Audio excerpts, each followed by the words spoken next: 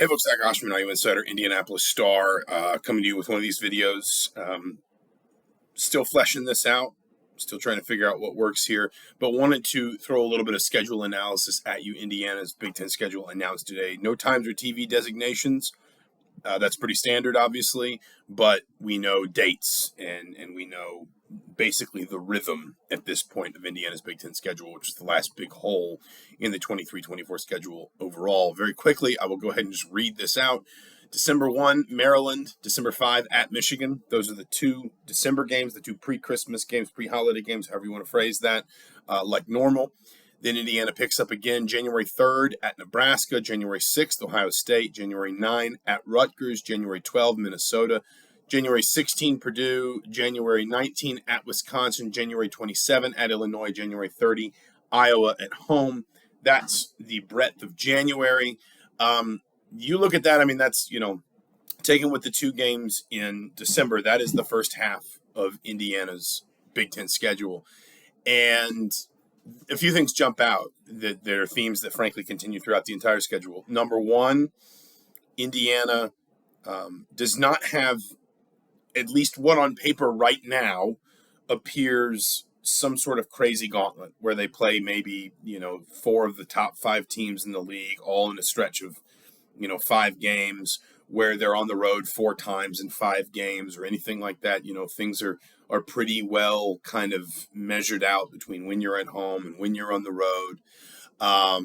You have to restart Big Ten play on the road, and through 2 of your first 3 in that early January period are on the road. But if I'm not mistaken, based on the academic calendar, that means you're only going to lose one January home game to no students. A little bit more on that in a minute, because there is something interesting in this that I'm not fully clear on, and Indiana may not be fully clear on just yet, though I am trying to seek some clarity on it. You obviously have some difficult aways in there. Wisconsin away is always tricky for Indiana. Rutgers away has become very difficult in the conference. Illinois away, of course, is a difficult task a lot of the time. But you also have, interestingly, between the Wisconsin and Illinois road games, a 7-day gap where you don't play a game. They play on the 19th and they play on the 27th. So 20, 21, 22, 23, 24, 25, 26 of January, they don't play. So basically an entire week, really a week and a day, if you want to consider it that, off. What's interesting about that, if you look at the back half of the conference schedule, February 3rd, Penn State, February 6th at Ohio State, February 10 at Purdue, February 18, Northwestern at home, February 21, Nebraska, February 24th at Penn State, February 27th, Wisconsin, March 3rd at Maryland, March 6th at Minnesota, and March 10th at Michigan State, is that you have another one of those gaps. If you're Indiana, you don't play a game between January 19th and January 27th, and then you also don't play a game between February 10th and February 18th. That February 10th game, it's also kind of convenient because if you look at the January gap, that's between Wisconsin on the road and Illinois on the road. Those are obviously 2 difficult games. And then if you look at the February gap, we'll see kind of how Northwestern follows last season. Of course, they had a very good season unexpectedly in 2023. But you're at Purdue on February 10th. That is always going to be a difficult game. And really, if you want to build it up even more, you're at Ohio State on the 6th and then Purdue on the 10th. And then you have the big gap to Northwestern and Nebraska at home. So you can kind of really build yourself up and push yourself in that stretch, knowing that, if somebody's maybe playing through some injury or something like that, they're going to have an extended rest period immediately following that Purdue game. And again, the other, kind of the other themes continue. You don't have a stretch. I mean, if you want to look at it technically, there's right before your season finale at home against Michigan State, you play 3 of 4 on the road. But I could flip that around and say that you have 3 or 4 at home between February 18th and February 27th. There's not a stretch where you have to play, Purdue, Michigan State, let's say maybe Wisconsin, all in one hit.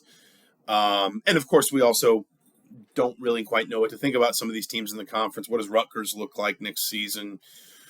What does Ohio State look like next season? Penn State, of course, off a coaching change. Northwestern, maybe on the one hand, can they sustain what they did a year ago? But on the other, as you can see, my puppy back there, Mo, doing God knows what on the couch in my office. But On the other hand, you might have a Nebraska that might be a little bit better than expected, a little bit better. I think Mo is pretty much trying to hog the camera at this point. We'll turn it a little bit there. The opponent situation, I think we already knew. If you're Indiana, you only have to play Illinois once. Yes, it's on the road, but you only have to play them once. You knew you only had to play Michigan State and Iowa each once, both of those games at home. Probably a good year to have both of those games at home. Michigan State's going to be one of the favorites in the conference, and Iowa should be pretty good. And again, there's no stretch of this schedule, as much as we can break it down right now, allowing for the fact that teams are going to rise and fall in ways we don't expect. The portal has made this stuff, has made variance in these projections even more difficult to kind of pick out. We can look at this schedule right now and say that there's not a period where Indiana things just seem brutal. It's not a cakewalk of a schedule by any means, but it is, at very least, a schedule that sets up more comfortably than some that Indiana's had to play in the past, that either you could look at a stretch and say there's just no way that's not a really difficult span of 5 games in 7 or 4 games in 5. And there's also not a stretch of I remember a few years ago, Indiana closed with, I think, 4 road games in its last 5 games in Big Ten play. The other interesting thing, and this was the other thing I wanted to touch on, and I'm still seeking clarification on this, Indiana plays Michigan State March 10th. That is the latest regular season finale Indiana's played in 5 years. The Big Ten tournament is March 13th through 17th. Obviously, it's in Minneapolis this year. That is, if I am not mistaken, and this is courtesy of my wife who works at Indiana, that is, if I am not mistaken, the week of spring break. Typically, spring break falls the first week of the NCAA tournament. But I believe this year, spring break is that gap. Basically, March 10th, I think, is a Sunday. March 17th is a Sunday. That'll be the week of spring break.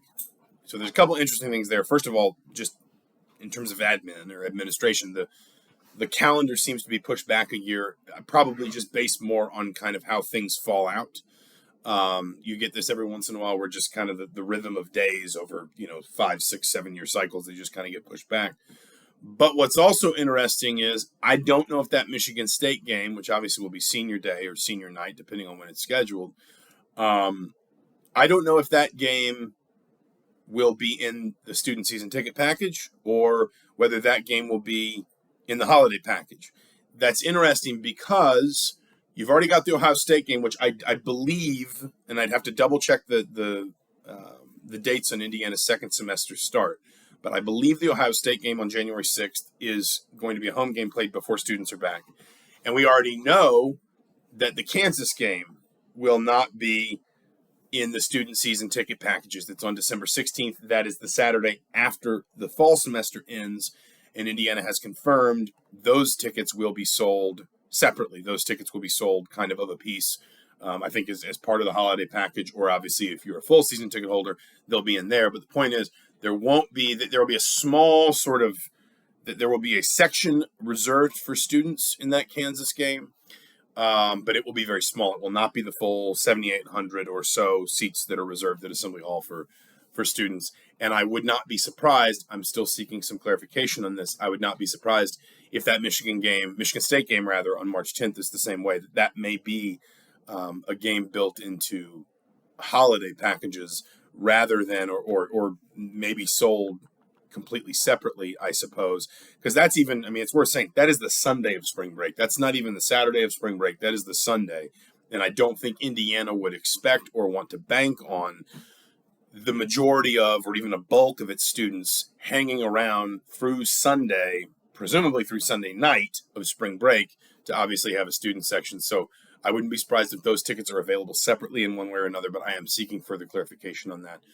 Anyway, IndyStar.com/sports, you can find our story on the schedule. I'll probably have a little bit more analysis of it, including hopefully that note in talking points on Thursday if I can't get it confirmed before. But between now and then, just wanted to kind of offer some initial thoughts on the schedule. I'm sorry it took so long. I know it dropped about 3, 4 hours ago. Wanted to get this in as quick as I could, but been bouncing from one thing to another. It is football season still, after all. But just kind of some early thoughts. Share any that you might have in the comments below. Remember to like and subscribe. Thank you for watching, and we'll talk to you soon.